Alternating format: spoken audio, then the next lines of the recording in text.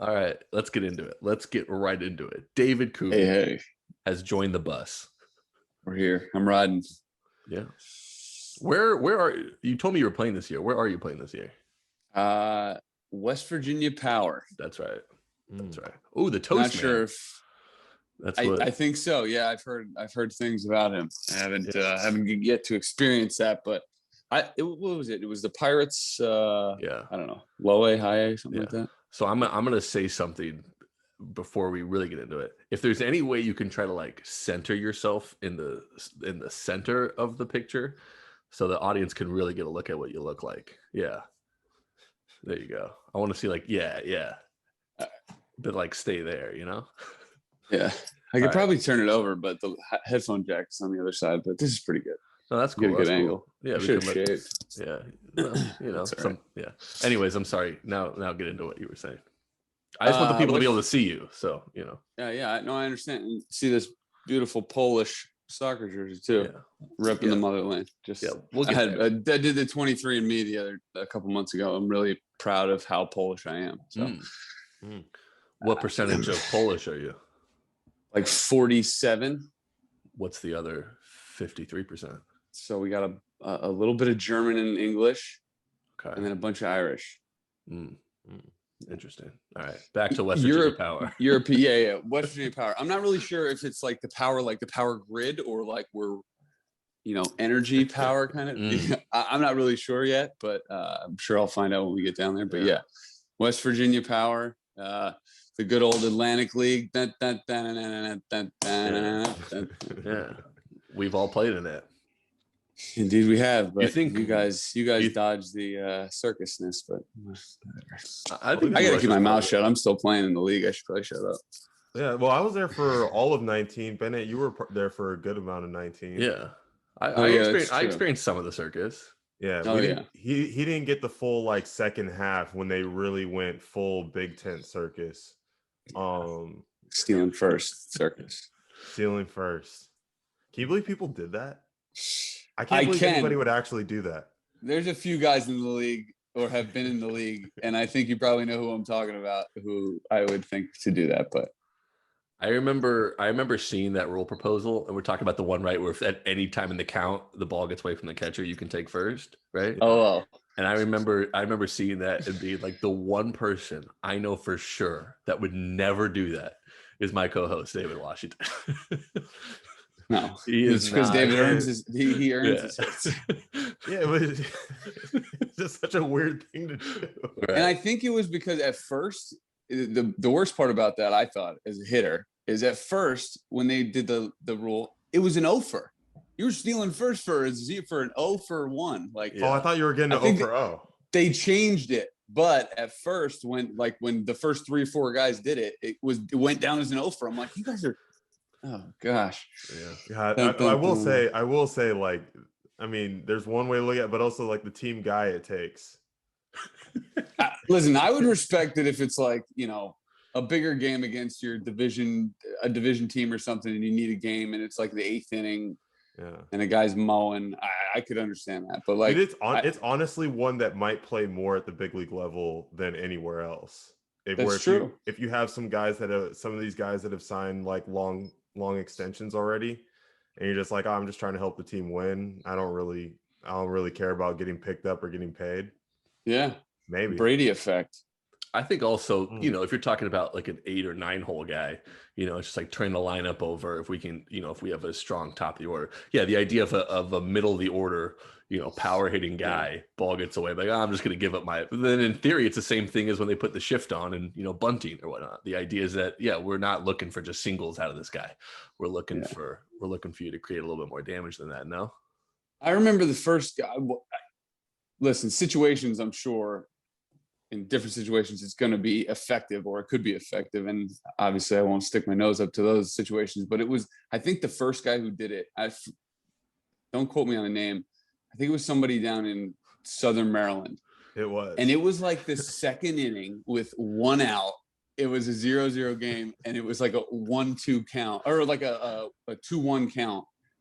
Wait, did you see it? Backstop, right? Did you see it? And were you there? No. I didn't see it, but okay. I saw on Twitter because it was like the first Right, first yeah. base. It went on Twitter, and I saw it, and I remember looking at the thing and being like, "This guy really just did that in the second inning, like his first at bat of the game." So Also, then I just think it's a little bit ridiculous. I But was gonna say, also situationally, it sounds like then it would have been a 3-1 count. You know, he would have been in a good hitters count, and he yeah, decided to give that up. taking that over Yeah. 3-1. I'll take the over. You're good. We'll hedge the bet. Oh man, I don't want to like trash the Atlantic League too much. No, it's been. Listen, I'm. Yeah, it's been a Just good league for everybody.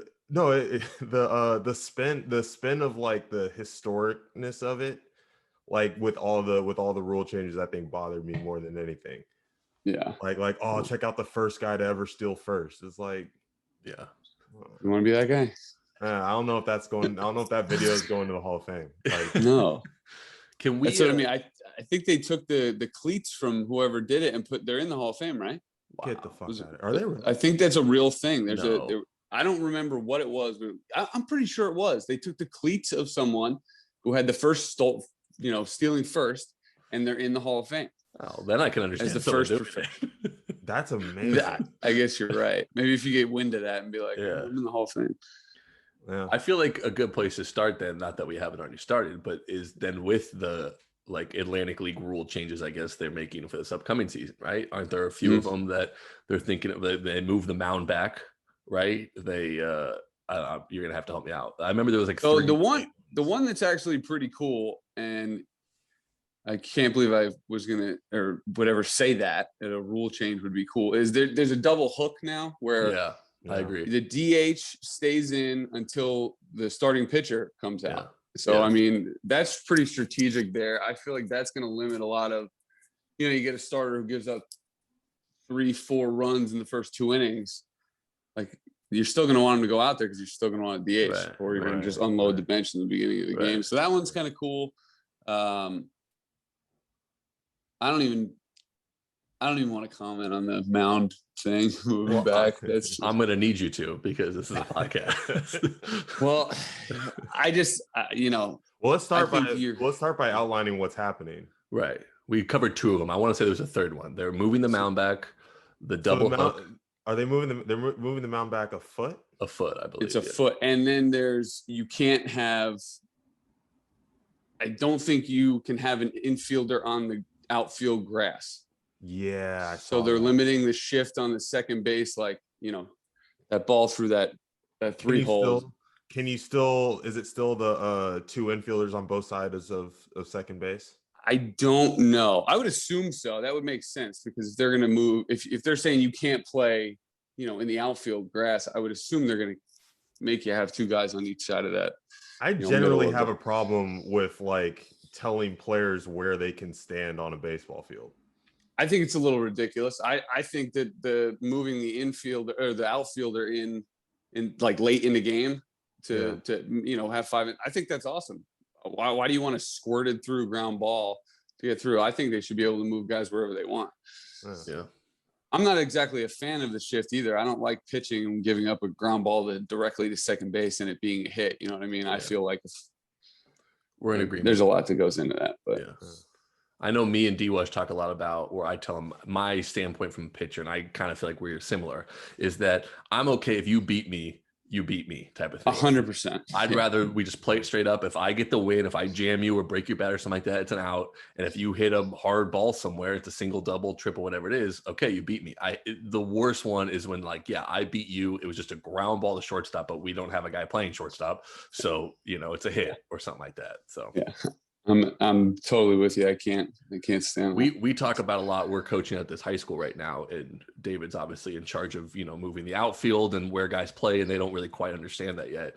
And so we talk a lot about, we get hurt a lot on, because it's high school, like bloops, bloop hits in. Then we talk about, bringing the outfield in, and, the talk is like, well, then maybe, ball gets over his head. And my thing has always been like, I'm okay if you get hit on your head. I just want to take away the, duck fart that gets in there type of thing.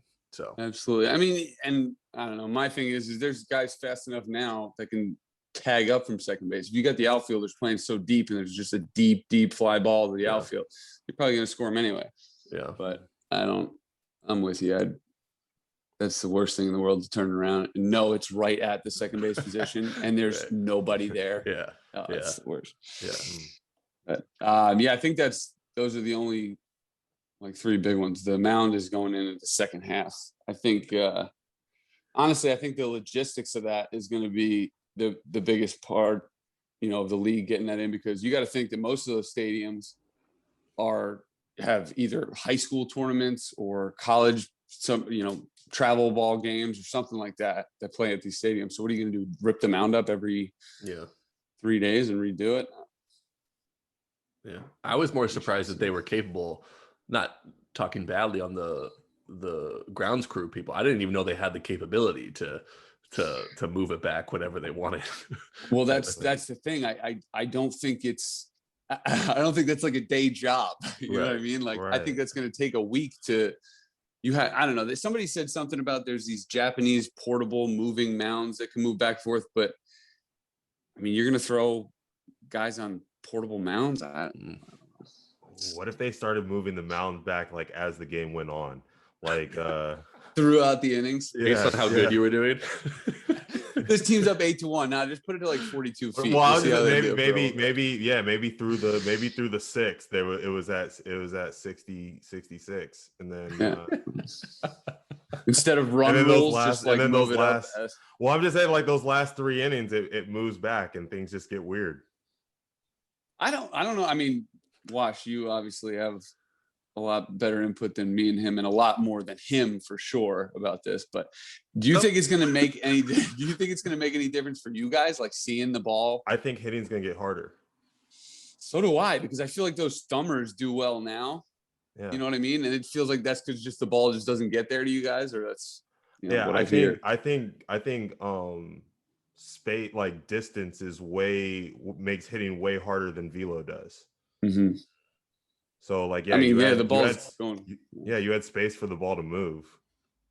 Josh, would you say you think that's the common belief between hitters? Like, do you think most hitters view that like moving the mound back as like hey, I don't think that's going to help us, like, because the intention is to help. I don't know. I don't think people give it too much. I think the initial pullback is just, why are we doing something different than everybody else? Right. Or like what is this going to mean? Or is it just going to mean that like anything I do is discredited? But I didn't when I really think about it, I don't think it would make it. Most of my swings and misses or most of my like chases are like curveballs in the dirt. Like, there's so many more curveballs that are going to end up in the dirt now. Yeah, it's true. They didn't think about. I mean, the spin on the spin on breaking balls it'll give it that much more time to vertically, get down. Yeah, yeah. You're going to literally have balls that start at your chest and in the dirt. Oof. Yeah. I mean, I'm not trying to see that happen anyway, so I hope something happens. Imagine hitting against Dustin May from what is that, 60, 61 feet? Yeah. Good luck.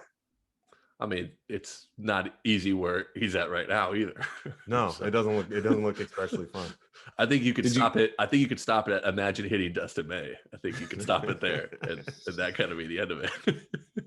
Did you guys see the video that they put out? The Atlantic League put out, like, explaining the moving back of the mound, and no. So they put something out on their website, and it was just kind of just trying to, I guess, show the numbers and sabermetrics of everything. But they were using numbers from like the 30s to now, and there was like a small gap of, I guess, swings and misses or something. I forget what it was, but you're going over 100 years. The game's going to change. Athletes have changed. Like, I don't understand what the big deal is. Like, the NBA is not moving the rim up to 12 feet because these guys are dunking easily. Right. Well, you remember there was a time in the NBA they like outlawed dunking. Like, you couldn't dunk. Really? Yeah, that was. I want to say, this might make me sound stupid. I want to say it was part of the Kareem Abdul-Jabbar years or something like that. That's where like the sky hook came in. Is that like that's kind of how he developed that? Was that like, oh, I can't dunk, like I'm gonna figure out other ways? I want to say that was part of it. That time did coincide with each other. But the idea was like, this is stupid.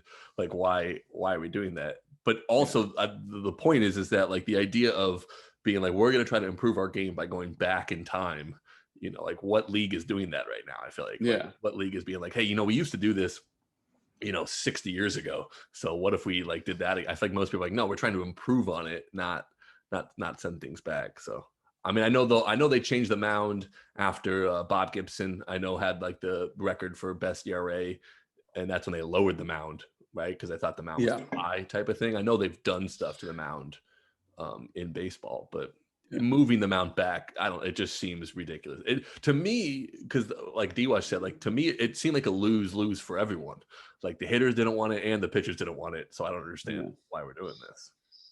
I'm not sure exactly where they're going with it either, because I try to look at it from an offensive standpoint, but that, you don't know what if guys just start swinging and missing way more because it's a foot, nobody really knows so I'm not sure what exactly their avenue is here, what this is doing. What are they trying to figure out? To more offense, you want guys to put the ball and play more and get out, like I don't know. Oh, that was the robot umpires is one of them, right? Oh yeah, I heard we're gonna get a little bit. It's a 2D zone instead of a 3D zone, so it's all front of the plate. So basically, like you could throw a cutter on the outer half to a righty and just nick that front of the plate, and the ball end up 4 or 5 inches off the plate, but it's gonna be a strike because at the front of the plate it's coming across. Pitchers have been fighting for that pitch forever, though. Oh yeah. I think that the difference between the 3D one was like it had to get, I don't know, the back of the zone too, like through the back. I'm not really sure how they did it, but Mark Minikazi told me I was going to get a couple inches on both sides of the plate, so I'll take what I can get. I remember in I think in Lancaster that it was somebody had mentioned this, and I was joking about it in one of our high school games because we have this terrible batter's box, but they were saying like it was so low, like the batter's box was so far under the plate that like it affected the zone. It might have raised the zone up. Like, yeah, it makes sense. Like, I don't know. I just feel like I'm sure at the highest level of the game they can figure stuff like that out. But I don't know. It just seems like I would much rather just the zone change from umpire to umpire. I agree with you. I'm not totally into the automated zones either. But the one thing I don't understand about it is they say it's going to be calibrated to the pitcher, the hitter's height. I don't really understand that, and why the zone's going to change batter to batter. That seems a little weird, but it does, right? Yeah, I was going to say, like, I mean, it naturally does, like, I guess, but I feel like that's probably the hardest thing for an actual umpire to do is like, they're trying to stay in one certain area the whole game. If a guy who gets up is 6'5", Wash's height, and then somebody like Scott Kelly gets up, it's going to be a little bit of a discrepancy. I didn't mean to throw Scott under the bus for being short. It was just I don't even know who Scott Kelly is, but he's just catching shrapnel. Scott Kelly is the Somerset Patriot. But I don't know. I feel like that's got to be hard for them to sit there and determine batter height. Well, wouldn't that be then the case for why they would go automated zone? Is that you might have a point there. I don't like it. I'm just saying I would think then, yes, that's their point, is it is hard for an umpire to do that. So we'll do it with electronics, essentially, and that will fix that problem.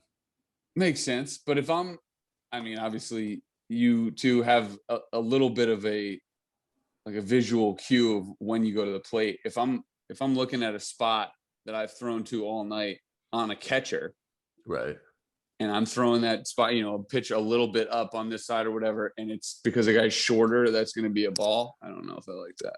But I'm saying that is already kind of, I feel like to D-Watch, that is already kind of how it is. Technically, yeah, right. But we're a technical podcast, so very true. I would think though, if you get an umpire that we would think is quote unquote good, it's just because he has his spots that he calls a pitch a strike. I don't think that he's looking at the height of a guy. Right. I understand what you're saying. That's why they're using it. Yes, I get that, but I don't like it. No, but I'm saying, like, you throw a pitch at the top of the zone for a strike, Aaron Judge is not going to be a strike to a smaller guy. Like, that is already the way it is. Like, that same pitch is already going to be called a strike or ball, depending on the guy. I think that there's a way higher percentage of an umpire calling a pitch on Aaron Judge and him calling the same pitch on a shorter guy. There's a lot bigger percentage of that guy calling that strike than there would be with automated balls and strikes, which again, I understand now why they're trying to do it, but I'm with Washington where I want a zone the whole game. I want to be able to throw the ball that you just called a strike there. I want to throw it all night, a strike right there. I don't care if the guy's 4 inches shorter than the dudes who just hit. Right, but okay, I'm sorry, D-Wash, go ahead. No, no, that's kind of an interesting point because it's like, yeah, like Bennett would say, and a lot of people would say, like, no, like the automated zone gives you one zone to work with. But the point you're making is kind of like human nature. Like an umpire kind of tends to stay in the same area. Like once you find an umpire zone, a good one, it can be harder to leave it than it might exactly be with the automated zone if it's changing and adjusting to the batter, which is it's an interesting take. I've never heard that side of it. Yeah, and like, I mean, listen, when obviously we know, especially baseball and pitching, you're not going to have the same stuff every night. Like you're not, physically, you don't feel the same exact every night. You kind of go with what feels the best that night. So if I'm throwing a cutter real well to the left side of the plate one night, and that guy's giving me that pitch every time right in this same spot, because that's just coming out of my hand naturally that night, I want to know that on a 3-1 pitch, I can stick one there just because I've been doing it all night and he's going to call it a strike. You know what I mean? Like, well, I guess, having that security of knowing that this guy's. No, I agree with you on in and out. Obviously, in and out shouldn't change. I'm saying but a pitch at the top of the zone to a guy like D-Wash who's 6'5", that exact same pitch to a guy who's 5'10", that pitch is over his head.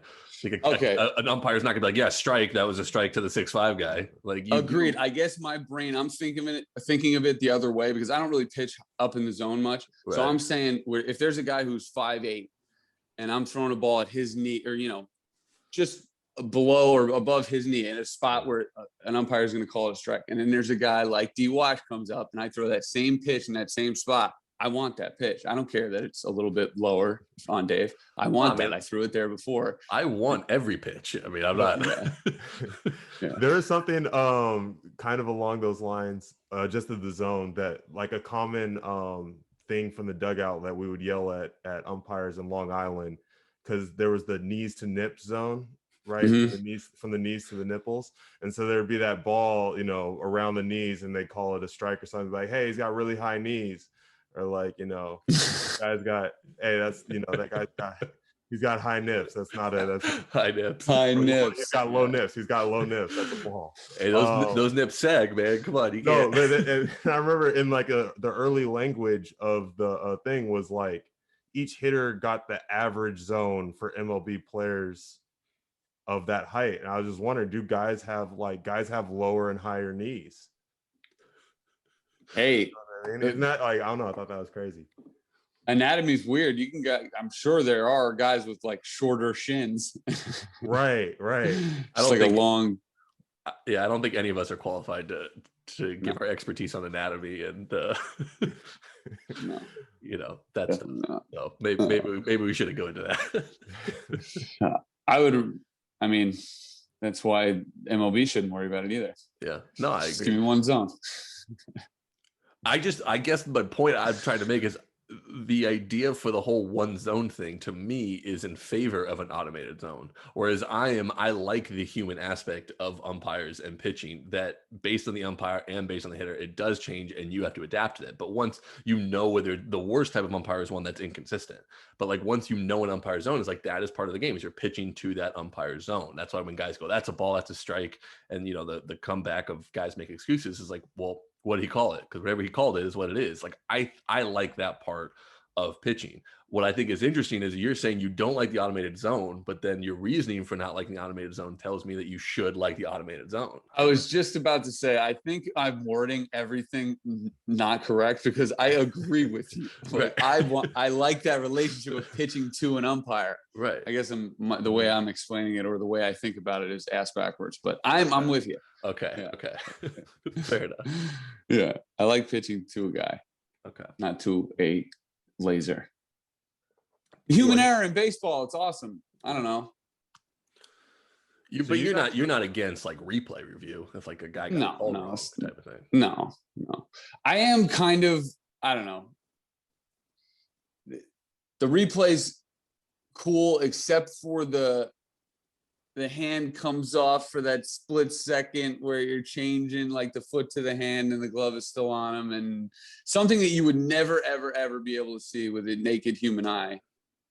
I don't really like them being able to call those calls, but obviously you want the game to be played the way it's supposed to be and not somebody mess the game up. But so like tagging someone when they're off the base, you think that he should still be safe? Listen, I know it doesn't sound very I'm kidding. Educated, but no, I wish there was like. I actually do agree. If I'm being honest with you, I do agree with you. I do agree with you on that. But it's the same thing with like, I mean, I don't know how many, if you guys watch soccer, but like VAR.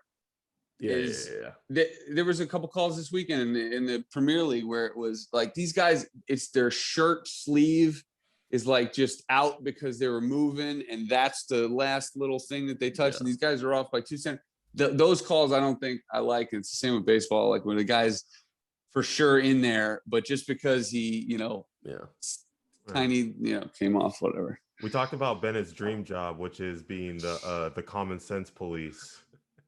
For like he already is for games with right, but it doesn't. Nobody cares. Nobody listens. But it's not a paid position yet. I think is Bennett's trying to create this job where he can go in during these games and say, no, look, obviously the thing showed he's technically out, but common sense says he's safe. He gets to stay there. Bingo. Well, me and D. We should talk to MLB about that, or at least the Atlantic League, because they're up for anything. They're trying shit. Like if you're already trying shit, like I agree. Got a guy. Yeah. There was the one that me and D. were talking about, I think a couple weeks ago, that we disagreed on in basketball. Is it was kind of a similar one where I was saying the one where the offensive player has the ball and the defensive player knocks it out of his hand to go out of bounds, and then they slow down the replay, and it's like technically the last finger that touched it was the guy holding the ball. And exactly. I'm like, yeah, but the other guy knocked it out. So I feel like it still should be on them. And DeWash's point is, but they're going off of who was the last person to touch it. And it's just like, but I don't like that. It's like you swiped at the ball and knocked it out. I feel like it should be on you. Even though technically, no, you're right. It was out on the guy that pinky was on the ball last type of thing. Yeah, once the replay Pandora box is open, it's open. Because then you're in the position of like, once you've known the truth, like when you know what the truth is, it's hard to say, okay, we're just not going to do that. Right. Yeah, true.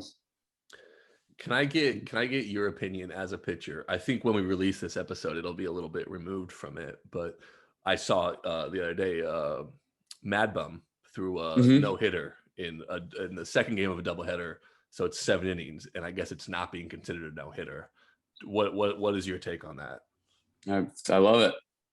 So you're in favor of it not being a no-hitter. Listen, Rick Teasley threw 9 perfect innings. Rick Teasley did not throw a perfect game. Right. I don't know. When you're so that would be my argument of why it is a no-hitter, is because it's not the amount of innings you throw, it's the game. If the game is 7 innings, then that is a perfect game. If the game ends up going 13 innings, but you only threw 9, that's not a perfect game. It's whatever, when we start the game, this is how many innings the game is. If I gave up no hits during that, how is that not a no-hitter? It's a 7 inning. It's a 7 inning no-hitter.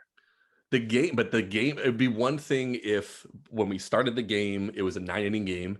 And then because of rain or something like that, it ended up only being a 6 inning official game. And I throw a no hitter because the game was intended to be 9 innings. But if we start the game and it's one where we know that the game today is 7 innings and I give up no hits, how is that not a no hitter? I threw a complete game no hitter. That's what a no hitter is. It's throwing the entire game and giving up no hits. Would they ever allow a World Series Game 7 to be 7 innings? I don't think they would, but if beforehand they said Game 7 is going to be 7 innings and the team won, they're not any less of a champion because they said it was 7 innings. If it was rained out type of thing, no, they would make it up. And that's why I'm saying in that situation, it wouldn't be. But if before the game starts, you've already declared it's a 7 inning game and you go a complete game, I don't understand how that's not any. That's the no hitter. A no hitter or perfect game is a complete game, giving up no hits or no runners. That's what it is. It's not. It doesn't matter to me the amount of innings. And you brought up a point of guys that'll throw a no hitter or perfect game in 9 innings, but because their team sucks at hitting, it's a 0-0 game and it ends up going to extras. You're right. That is not a no hitter or perfect game because that's not a complete game. That's my point. I guess I'm with you, but I don't know. Did you throw any no-hitters or perfect games in your career? No.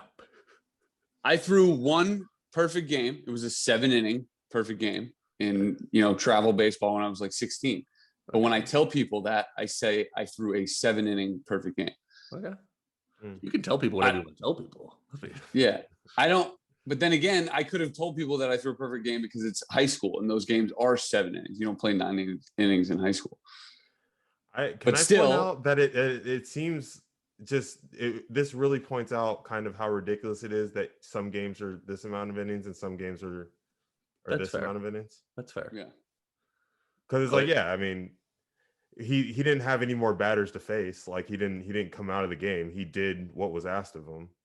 But yeah, I think if you ask him, he'd be like, "No, that's not a no hitter." Right, but because you kind of look at it, it's like there are people who have thrown no hitters for 9 innings, and it does seem kind of cheap to them if it's like, yeah, this guy did it with 2 less innings.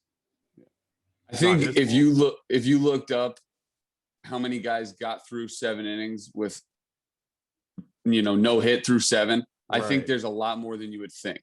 No, that part is my point is the whole thing of a no-hitter. To me, to my knowledge, it has nothing to do with the amount of innings. As we've already said, you can go 9 innings and it not be a complete game.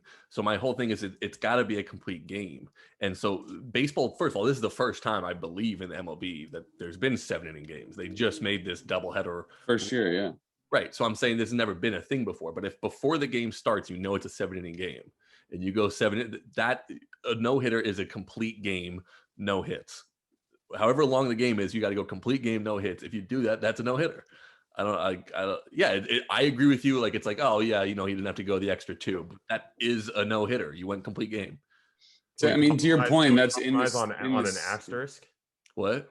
Can we compromise on an asterisk? No, I'm not going to compromise. I mean, if I feel strongly about something, well, because I'm just saying there is a difference, right? Like between somebody that threw a no hitter for 9 innings and someone that threw it for 7. Okay, so let me ask you this question then: if is it an asterisk next to somebody that goes 9-inning perfect game, but the game goes 11? Like, are you putting an asterisk next to that guy and saying yes, I did. That's no.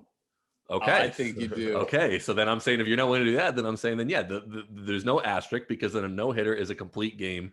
No hits. Because I think the asterisk comes if you throw the complete game. So if you throw 9 or 10 or whatever perfect or no hit innings, but the game goes longer than that, then sorry, that's not any kind of no hitter or perfect game. Okay. But if you do it in a 7-inning game, it's still a no hitter or perfect game. But we have to acknowledge that you did it in 2 less innings than a normal regulation game. But also, just why the fuck are we playing games that don't go as long as a normal game? Yeah. Well, if you tune into Riding the Bus podcast, I believe all baseball games should be 7 innings. So I don't mind it either, but there'd be a lot less jobs for pitchers. So I'm good with. Then again, I don't throw hard enough to be in the last 2 innings anyway. So I was going to say that we talked about it on a podcast, one of our episodes, a couple episodes ago. We're like, yeah, the people that are going to lose out is the middle relievers. Like you essentially don't really need middle relievers, but you're not a middle reliever, so I think you're fine. As long as it's not me. Yeah, I just like giving Rick Teasley shit, so I'm going to stand on that hill. Yeah, now this is going to become a thing. Now Rick Teasley is going to have to come on the podcast. I don't know if you want to do that. I'm just kidding. He's a nut. I like Rick Teasley. He's the man. He's not fun to watch. He's not fun. I listen. If I was a hitter, I would be so gassed up to face him. Like I would want to hit it right back at his face. But yeah.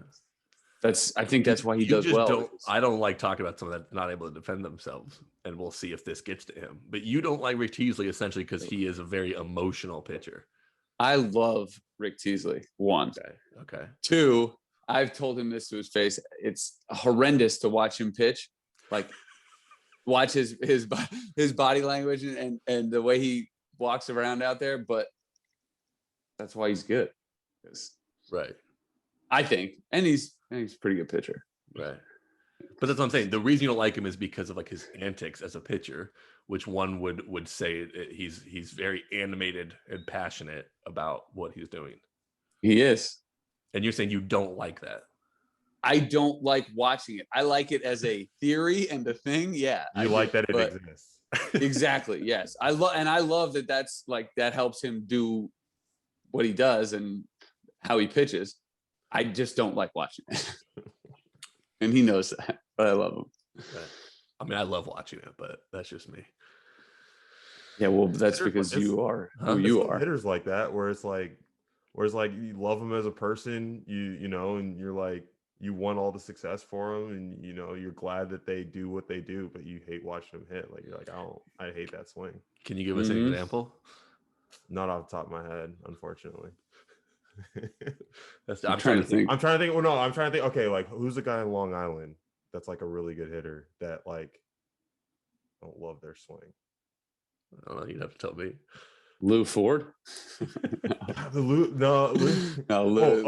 Here's what I said. Me and Lou bumped heads a few times about like just talking hitting, and like that is actually a good example where like we like I won't say anything bad, but like, yeah, we don't speak the same language. Like we can't have like a real productive conversation about like the swing, right? But Lou is one of the best pure hitters I've ever seen in my entire life. Guys going into his mid 40s and he can roll out of his bed and hit 300 against AAA big league pitching. Like unbelievable. Never seen anything like it. Yeah. So that's kind of like that. But at the same time, I like his swing. I just, when he describes it, I go like, that's not what it is. Yeah. It's the same thing with Teasley too. Like I like watching how Teasley pitches. Like he pitches sort of like me. He's a cutter sinker guy. Like he moves the ball around. He doesn't throw that hard. It's cool to watch him pitch. I just, after the ball leaves his hand, I hate everything about it. There was somebody posted something recently. I don't remember exactly what it was, but somebody was like freaking out. It was like a clip of freaking out. And I'd seen you had commented on it. Like Rick Teasley after he gets out one. It was Somerset Patriots. There was like 37 days left until like they opened the gates or something. And it was his 37. He was like this, he's doing one of those things. And I think I said, after a strikeout in a second, game on a Wednesday in August. I did think that was funny, but I like watching that kind. I like people that care, People that care, Yeah. But I will say, transitioning and speaking of not speaking the same language, we played in Venezuela together. Indeed.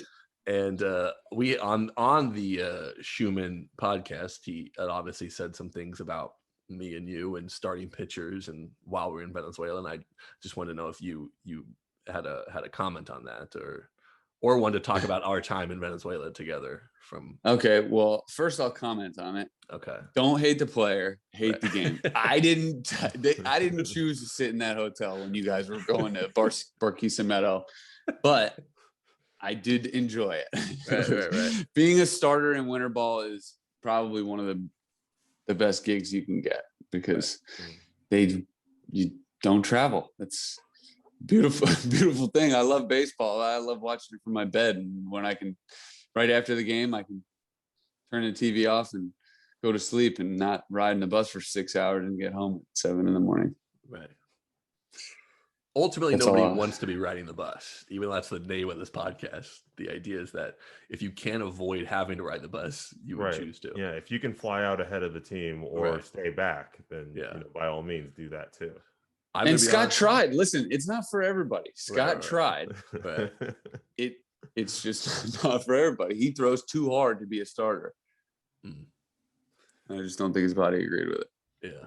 I think there's also a specific mindset that comes with being a starter versus reliever. And I think a lot of people look at the way starters are, and as D-Wash said on that podcast, maybe he was joking, maybe he wasn't, about the lifestyle of a starter, is that a lot of people look at it and be like, oh, it's really easy, or it looks like I think you have to be wired a certain way to enjoy that type of. Like, now, some pitchers, like, I don't like having all that time, and I don't like having so much anticipation up until my start and knowing when I'm going to pitch and having to get ready. I like just being like, hey, get loose and you're in the game. So I think part of it too is a lot of relievers that struggle to be starters. That's part of it, is that they, as much as they're like, oh, it'd be nice to not do anything, they realize quickly, one, you're not just not doing anything. There's a lot that you're doing to get ready, and that there is a lot of time with, like, now there's just more time to think and overanalyze things.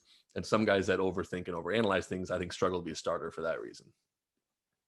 I totally agree, and I think it takes a pretty strong mental person to be able to go get shelled and have to wait 5 days until your next one and just sit there and be like, God, man, that sucked. Yeah. You know? Can I ask you, do you struggle more with the in-between starts after a good start or after a bad start?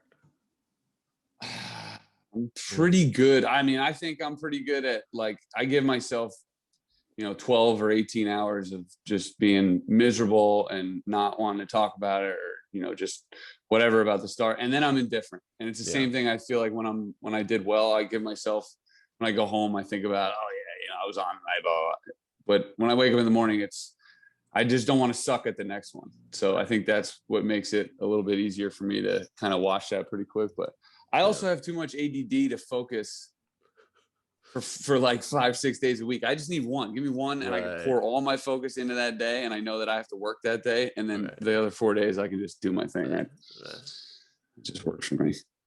I notice for me, the more mentally exhausting for me in between starts is after like a really good start.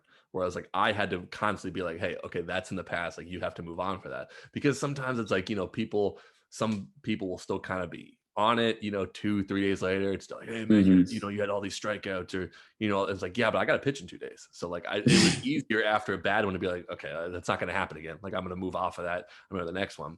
But like really good ones, it was tougher to be like, hey, I also have to flush that and move on to the next one. And sometimes, like, especially early in my career, I noticed, like, in between I was almost like feeling myself a little bit, after a good one. So not that I would rather have a bad one, but I noticed the in-between days of a start were more mentally taxing on me after good ones, because I had to constantly kind of be reminding myself that it was time to turn the page and kind of move on to the next one. Yeah. I think the one thing that kind of kept me grounded, I guess, was, like I said, not wanting to suck the next one. Yeah. And then knowing it's just one game. Like, if you do well or if you do shitty, you're not going to have an 8 just because of this game, or you're not going to have a 2-5 just because of this game. So I felt like that was pretty, I don't know, easy to just say, fuck it. This one sucked, or this one was great. And I also, I think when you start stringing some good, like, performances together, 2-3 starts in a row, 4 starts in a row, where you've been pretty nails, I used to get that creeping feeling, and like, it's coming. It's coming. Right. That 12 in an inning in the third is coming, or something. Just getting shellacked is coming. And I used to kind of worry about that, I guess. And that would get into my mind, like, about to pitch, and I'm in, after 4 good ones, and I'm sitting there going, all right, just don't get shelled. Just don't, like, why are you thinking don't get shelled? Really? You said 5 good ass starts. Like, yeah. So I think that was kind of a little tough to get through when I was younger. I was just kind of waiting for one to suck instead of just knowing that they're going to be fine. Yeah. That sucks in a hot streak hitting. Is like, you go so many days swinging the bat well, and you're like, just averages, just the way averages work. You got 3 Ks coming somewhere. Yeah, there's something tough is gonna happen soon. Yeah. Do you go? Does it work the same way the other way? Like, if you're slumping, like, is that how you stay positive? That's how you go to sleep at night. But it always seems it's always like it's once you abandon that hope is when you actually, like, get out of the slump. But like, it's like, while you tell yourself, like, oh no, you'll get them next time, or like, it's only this, that, like, you just stay in the slump. And then you're like, you know what? Maybe I'm just not a good hitter. I'll throw my batting gloves away and just go up with no batting gloves and just swing it really hard. And then that's when you square something up. You're like, oh, I can hit. There's at least 2 or 3 times a season where I will sit back in the hotel room or something, and I'm like, well, why do you think you can play professional baseball? Like, you suck. Like, you are not good. Yeah. See, Rick Teasley never thinks that. That's why I like him. Exactly. And that's why I envy the way he pitches, but I don't like watching him. But yeah, I mean, it's tough. I think that's why people talk about the mental side of baseball. I think it's, besides golf, I've never played golf competitively, but I've played golf recreationally, and I don't like people watching what I'm doing. Like, I can only imagine how mental that sport is. But I feel like other than that, baseball's got to be one of the hardest sports to just try to ride, shitty times out with. I mean, I think especially for a hitter, I was going to say. Yeah. I was going to say, I just started a book on mental side of tennis. And it was, and like a lot of that stuff rings familiar with like baseball. I could see tennis being, especially because one-on-one. Yeah. We talked about anything where you get that, like, go ahead. I was going to say, me and D, I think early on one of our first podcasts, we talked a little bit about how I had said I was playing tennis, during the pandemic and stuff like that. And like how the solo sports to me are so much more mentally taxing than team sports, like golf, tennis, any sport like that, where all you have is yourself. Like, you don't have a team. You can't, like, hey, if you're having a tough day pitching, it's like, hey, I can use my defense here, or maybe I can get bailed out and stuff like that. Yeah, when you're a tennis player or a golfer, it's all you got is yourself. And if it's not going well, there's no reliever coming in, or there's no, this person can kind of bail you out. And I found just playing recreationally tennis, like how mentally taxing it was. Like, it wasn't going well. It was like, the only person that can fix this is me. So the spotlight does not get any dimmer, for sure. Right. I imagine, because I'm not a golfer, but I imagine like even golf where you don't even have like really an opponent to bail you out. Right. Like, it's just you in the course. Right. Mm-hmm. Yeah. I mean, I think that's why most people say it's one of, if not the most mentally taxing, mentally difficult sport. That's what, speaking of like rolling, streaks into your good performances into thinking like, oh God, here comes a bad one. When I played golf a lot when I was younger. I stopped for a few years. I'm just starting to play again now. And I'll put like 5 or 6 good shots together. And the standing over the 7th one is, you're going to chunk the shit out of this. Like, you've hit way too many good shots in a row. Like, this is going in the woods. I don't know where this is going.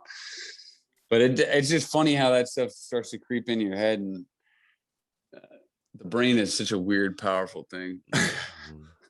I mean, we could talk about it a lot. I mean, me and D-Wash talk about it a lot, but like just the mental side of every sport and every athlete, whether the sport is mentally taxing or not, just like the mindset you have to have as an athlete. I feel like people don't realize that ultimately, I'll say this is my opinion, is that ultimately is the biggest separator of like great athletes and great players and the ones that don't make it. As I know, we were watching that Last Chance U. I don't know if you watched that show, but it was like on basketball. It was the one on basketball. And, we were talking about some of these guys who are just athletic freaks, but haven't quite figured out the mental like side of it. And that's why, nothing about being wrong with going to JUCO, but that's why they're at this JUCO right now instead of where they want to be. And it's like, they have all the ability of these guys that are up there type of thing. Is that one little difference is like the way they just view just kind of everyday decisions, hurdles, adversity, like just stuff like how they kind of, and then, at the documentary, like how they talk to themselves, and you can kind of hear the way they talk to themselves, like, oh, that is why you don't quite get it. You haven't quite, picked up that little part of like how to talk to yourself and how to deal when stuff's not going well, how to deal with when stuff is going well. And like, I think that ultimately is the stuff that fascinates me the most. I think athletes reacting to failure, that's a big. Oh no, where'd you go? Oh, you just turned into a letter. Oh, okay. I'm sorry, that was my battery thing. I think it's a big, thing with young athletes is just being able to accept and deal with failure. And I don't know. I think it's got a lot to do with the way some kids are kind of participation trophy, that generation, and like, oh, you did great, good job, yeah, cool. I think that's hurting a lot of athletes too, is because they don't know how to deal with failure and not doing well at something, and have someone kind of teach them and show them how to do that better. Yeah. And I don't know, maybe it's because they're, like I said, the participation trophy stuff, and there's a lot of feelings get hurt. That's adversity that you need as a human, I feel like, and not only as an athlete, but I think that definitely helps being an athlete. Well, we've made Getting into the world after. Yeah. Yeah, I was just gonna say, I think we've made like really great steps as a society as far as like not mentally abusing kids as much. But like also like sports is like mentally abusing. Yeah, very true. Yeah, we do it to Like, ourselves. We don't need anybody else to keep doing it. right. So like I feel like that's kind of where it's a tricky balance, because it's like, yeah, we don't want to, you don't want to traumatize people, obviously, but like, you're gonna get traumatized at some point, either when you're a kid or an adult. Yeah, You should learn how to deal with That it. probably sounded dark, but no, It's true. I've seen like you've seen like the pictures of signs at like t-ball fields where it's like, he's a kid, like it's blah blah blah. Don't he's not going to get a scholarship today, and it's kind of like a don't put too much pressure on him, blah blah blah. But then you see these other signs that are like raising a kid doesn't listen to somebody. You're raising a bad employee. If these kids need a little bit of adversity, and just let them, don't coddle. I don't know what side of the fence I'm on. I don't have a child yet, so I think it's kind of not my place to say, but I think there's a little bit in both of that. But I think we're leaning so far, like today, into that coddling and like, oh, don't make sure he's okay. I don't want him to feel uncomfortable, which I don't think people are comfortable with being uncomfortable these days, which is not good. right. I mean, me and David are going through it right now. We're coaching at the high school level, and I was just saying, just within the last 2 months is like I've a lot of my beliefs I've had on different things have changed, just dealing with kids kind of this age. And I was having a conversation with a couple of them, and I was thinking about like, we're talking about how to go about their business and dealing with adversity. And I had this thought of like, listen, the fact of the matter is most of these people, as it is, are not going to play professional baseball or play in the big leagues. That's how it goes. We're obviously going to help them as much as we can. But I was like, all this stuff is going to help you just with anywhere you go in life. Like just how you talk to a coach, how some of, these guys like talk to a coach. I'm like, yeah, you're not going to be able to talk to your boss that way.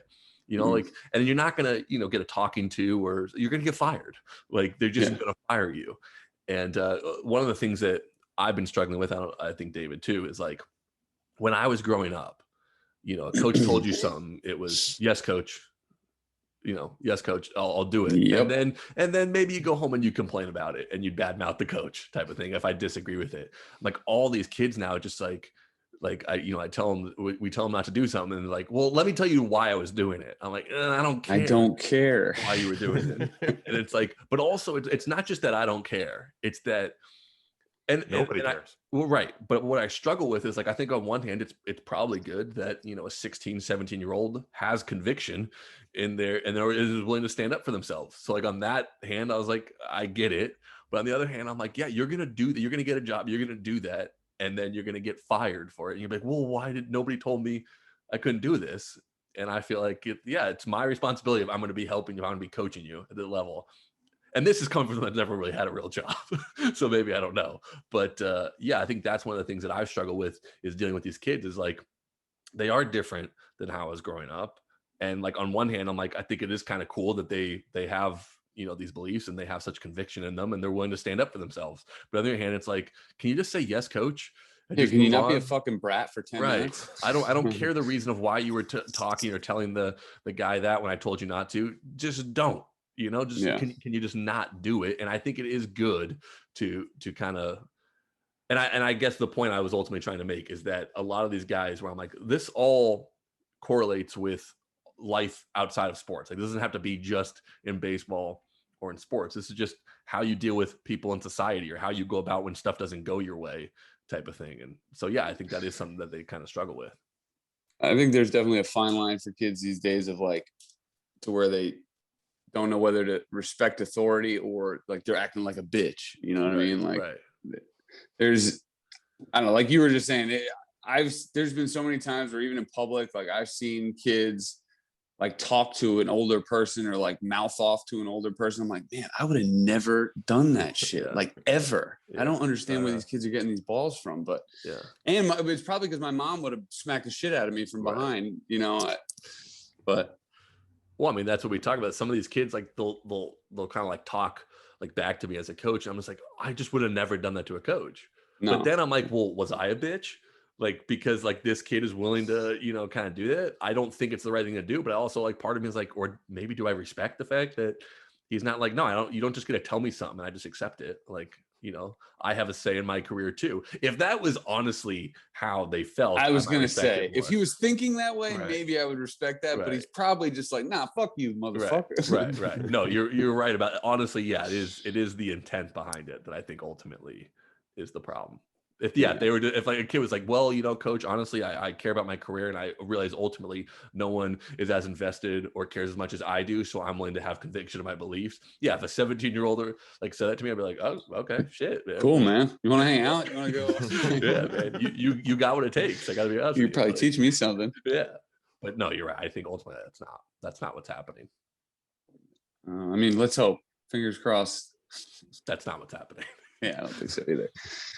I saw something the other day where there was a big trailer. Some guy was pulling a trailer on the highway, and it was just a big box and it had a bunch of video game things on the side of it. And I was like, what the hell is this thing? They will drive this thing to your house for your kid's birthday. Your kids will inside. I saw pictures of it. I looked it up afterwards. Inside is like a two L-shaped couches, and on either side there's like 5 or 6 TVs. So you sit there on one side and you play this TV, and another kid sits across from you and plays a TV over your head, and that's your birthday. Wow. I gotta say, I don't know if a guy who has no kids looking up kids parties idea on your computer is the best way to go. That's my advice to you. You might be on a couple search lists at this point. Yeah. Probably wouldn't watch be list. Yeah. I look up more stuff on Netflix that probably gets me flagged for than that. Like what? Well, the Mindhunter one, I wanted to figure out how he was building all his bombs. I'm just kidding. I didn't look that up. I'm not that dumb. I mean, I don't believe you now. What are you guys watching on Netflix? I'm looking for something. I just finished rewatching Game of Thrones again, and now I'm out of shows. The Serpent. Well, okay. Oh, is that good? That's on my list. I watched the first 2 episodes. It seems pretty good. What's it about? It's like some guy. It's based on true events. It was a guy out in, I don't even know where the guy's actually from, but he was like a con artist, murderer. He would just like swindle like tourists into thinking that he was some rich dude and like partying with him. And then he just like kills them, takes their passport, like forges his thing on his passport and just keeps switching identities. And it was pretty nutty. And apparently I think the guy's still out there. Oh, wow. That makes it pretty cool to me. Oh, they don't. Yeah, I like the ones where the bad guy is still at it. Yeah. And that's like, you see, this is a robbery. I don't know what that is. Oh, I thought. Oh, sorry. Go ahead. No, it's another Netflix documentary about it's the biggest art heist in the world. It was a gallery in Boston, Massachusetts, and they still haven't found these paintings. So it's pretty wild. Big true crime guy. I like a lot of stuff like that. Yeah, murder shows, anything. Yeah. I pretty much watch everything on Netflix. Yeah. Like that. Anything like true, that gets me. I don't really deal with the nonfiction stuff. Although Black Mirror, I just started watching is mind blowing. Yeah. We're gonna have to dissect that slip up. What? Between Black Murder and Black Mirror. Oh, Black Murder and Black Mirror. Yeah, it's the one on Hulu. Oh, there is a show called Black Murder. No, there's not. No. I don't know if that show's getting greenlit in today's society. No, Black Mirror. Yeah, just started watching that. Pretty good one. Yeah. I feel like we've gotten to the point now where some of those episodes are behind where we are in real life. It's true. Like some of the the social, like that one Social Network one where you could like rate people as you like pass them on the street. Yeah. That was wild. I watched that one the other night. Yeah.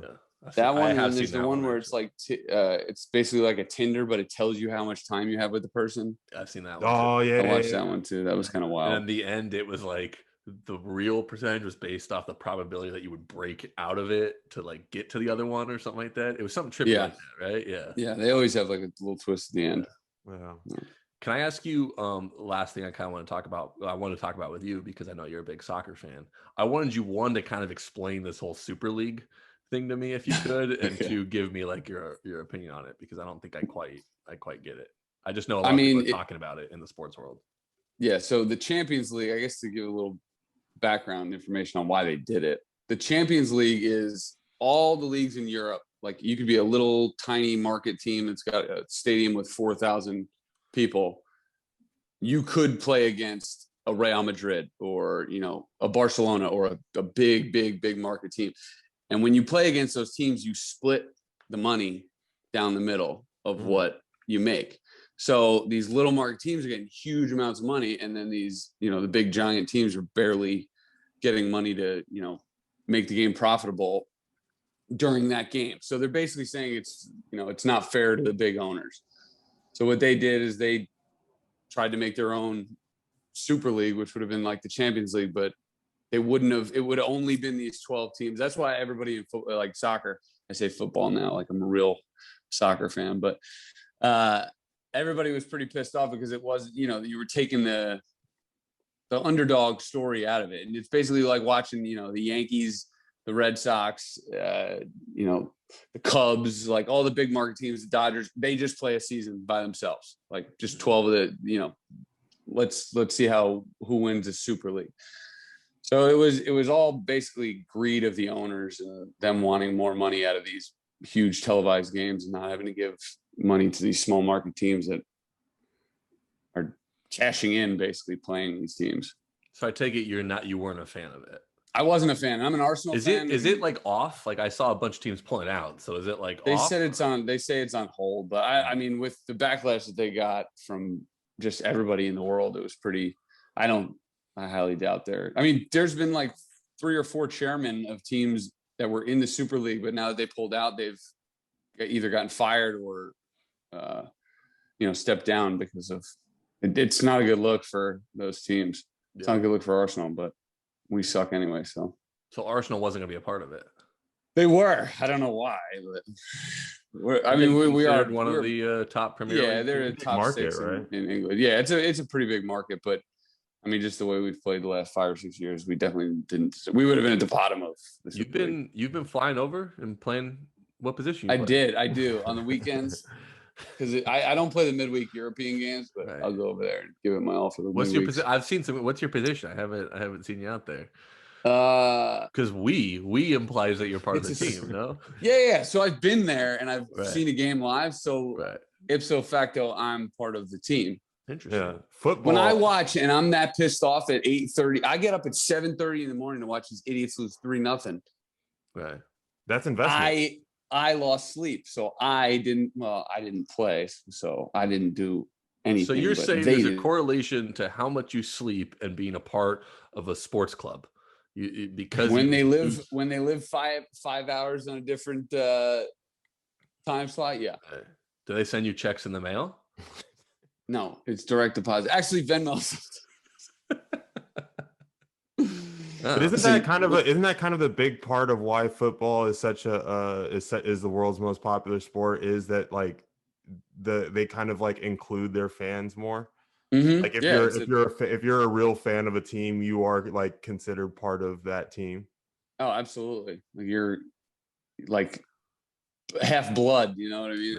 Yeah. Well, I know you bet on those games, so if you're a part of the team, I would think. I don't know what you're talking about. I would think that's illegal. No, you can't bet on your own team playing, right? I don't know what this bet you speak of is, but no comment. Wager is that there you go. Word? Okay, you play. No, I mean wagers. I don't do that stuff anymore. Gotcha. So. Did you just I had a couple? I had a couple can't misses miss in Venezuela. So yeah. My fault. Yeah. There's no way they'll beat the Raiders beat the Niners. I'm not even saying this as a fan. That's an uncanny impression. End quote. Right. Yeah. I heard you betting wise in Venezuela, not the other way around. That's the takeaway for sure. For sure. I try to keep my money in my pocket these days. That's good. All right. I have an idea for this soccer thing, and also just how to run sports in general. I love it. Is like kind of like the Champions League as it was or as it is. They should have like a big money league, and they should do that for like every sport. Just like the top earners, say like the big leagues get more slots than some of the other leagues, but like the top earners in like the major countries of the sport. I mean, that's basically what it is. Is I guess it doesn't have to do with earnings though. It's whoever plays the best. Right. Yeah, exactly. The one thing I don't really agree with that, because that's kind of like what the Super League was doing. Like, I understand what you're saying. It would be it's great to have if they just had like a separate event for those people. Well, and see, then that's also what they were had a trying. regular league and a Champions League. That's what basically they were trying to do.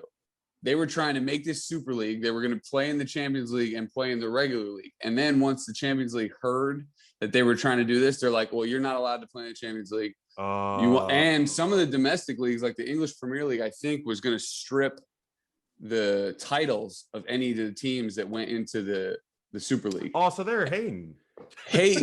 And well, I mean, they were trying to make it not happen. And they also FIFA said, I don't know if this actually went through, but FIFA threatened that any of the players playing in the Super League for their clubs would be ineligible for the World Cup. Oh, they some hoes. Yeah, they definitely didn't want that shit to happen. I'll tell you that. I gotta be honest. If my dream job, or what I should do, is be like the common sense police, I love David's job to just be like explaining things that people make to be super complex, but he just takes like a sentence to explain it. You know, like, oh, they're just hating. They're just hating. You know, it's like this 2-page thing of why they're against it or why they're for it, and David just goes, no, they just hating. They hoes. Well, when you were first 100%. When you were first explaining, I thought they were like trying to break off and say like, we're going to take our money here and not share it with y'all. But if they was just saying like, no, we trying to do something else where we can make some money and then we'll still fuck with y'all over here. Yeah. They were Hey. like, nah, fuck that. I mean, I understand where especially if the small market teams are already making a ton of money off of them anyway. True. The only thing that with that is you start getting into there's too many games for these teams. Right. So you'll start getting where guys. soccer, yeah, exactly. These guys don't have enough time to rest. This year and last year was like ridiculous for soccer players. A bunch of dudes went down. So it's hard to recover. So if you're playing like, all right, we got a Super League game Wednesday, then we got an English Premier League game Friday, and then coming around, we got a Monday game for Champions League, you're going to see like half teams. You know what I mean? A lot of the teams will be trying to win this or trying to win that instead of just playing their domestic league, doing the Champions League. But I understand. Listen, money is king, and that's where every sport is, I mean, it seems like baseball is at least is going. Makes you rethink your stance on steroids. Very true. Like, get these guys some drugs, dude. Like let's play more games. Why does it make me rethink my stance on steroids? We get these guys on the field more. We have more opportunities.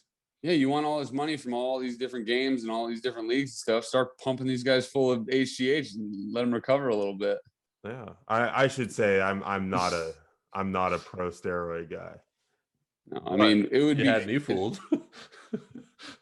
I think the coolest thing about, I mean, I'm sure these guys had to have been on steroids. Do you guys ever see the home run derby tour that softball used to put on? They used to go to MLB stadiums. Mm-hmm.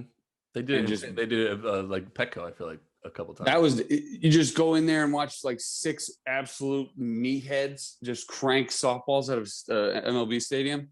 That's basically what the big leagues is trying to get to. Yeah.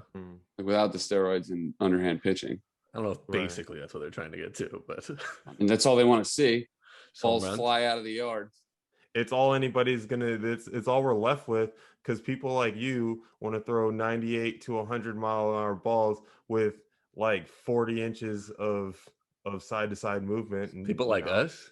Yeah, watch. One of us. You've literally faced me, and I don't think I have got up to 88 miles an hour against you, so I don't know what you're talking about. Like-minded individuals. I was gonna say people like us. If either of us were throwing 98 to 100, we wouldn't be here right now.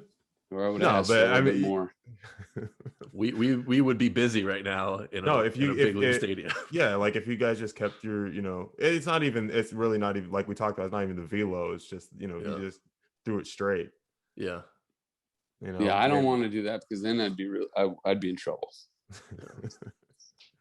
Yeah, but no, like because I hate that. It's like, oh, all it is home runs and strikeouts. Like, because if they're gonna strike you out this many times, we have to try to score on homers.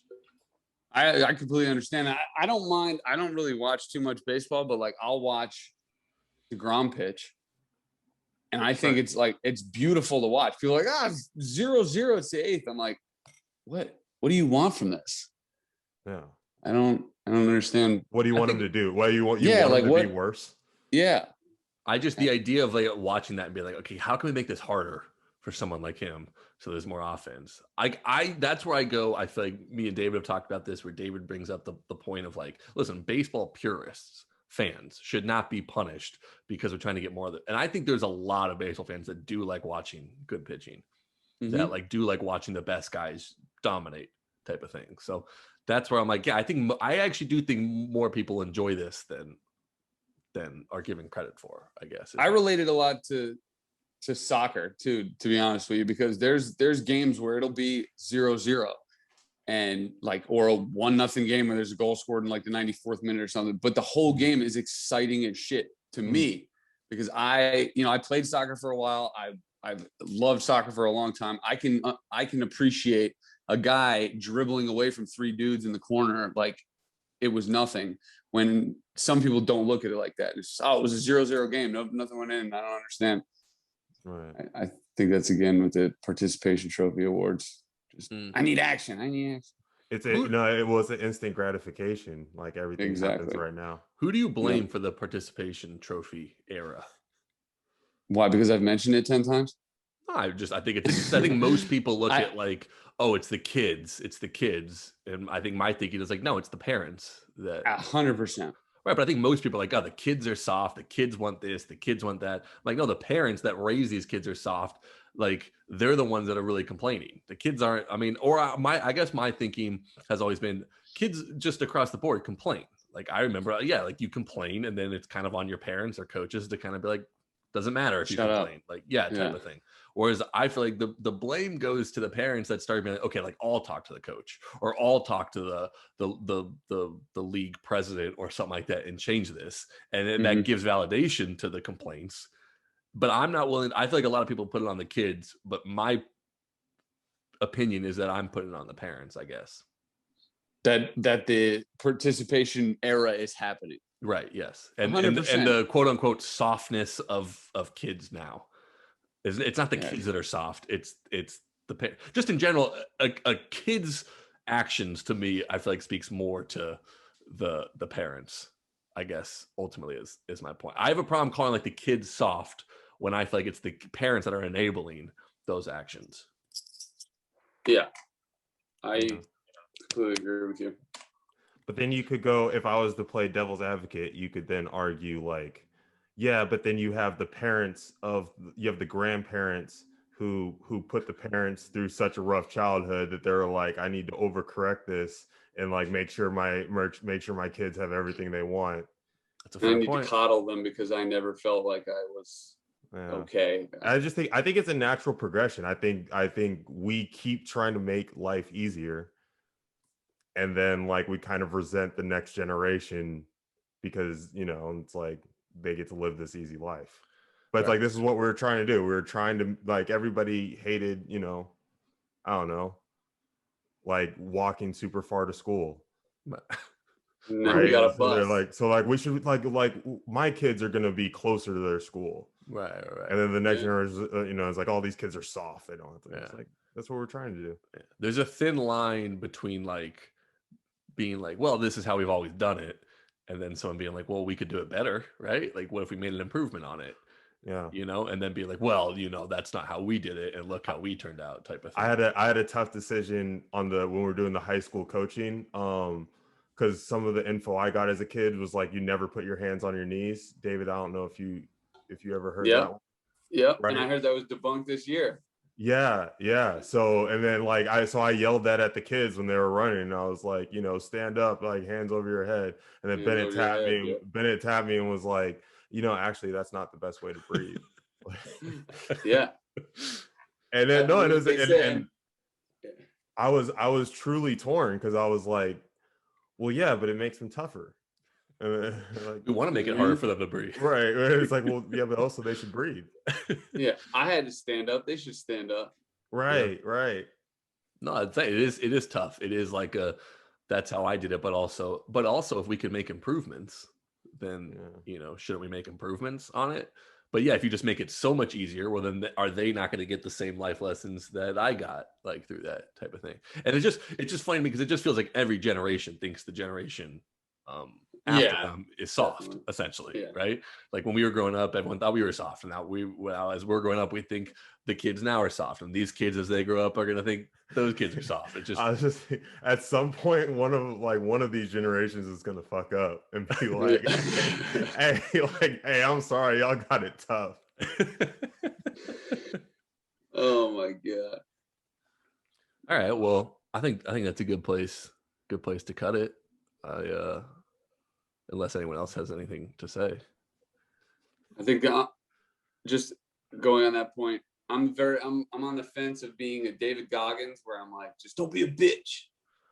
And I'm also on David Goggins. You don't know who David Goggins is? Who is that? Wow, that explains some things. Who is that? I'm thinking, who am I? I think of an actor. He's an ex-Marine. Ex-Marine / no, he's a SEAL. Yeah, Navy SEAL. Motivational speaker, book writer, like best-selling author. But he's just one of those like hard, like just. I know it's. He runs ridiculously far. Yeah. So just out of curiosity, what does that explain to you? Well, no, it's not explaining. I'm just saying, you said me not knowing who he is explains a lot to you. I'd like you to tell me what that explains. Oh, well, yeah, he's just. Well, I mean, that was more just a friendly jab. Gotcha. I'm not sure if I directed that arrow like quite specifically, but no, you should check him out then. Okay. Yeah. Maybe I will.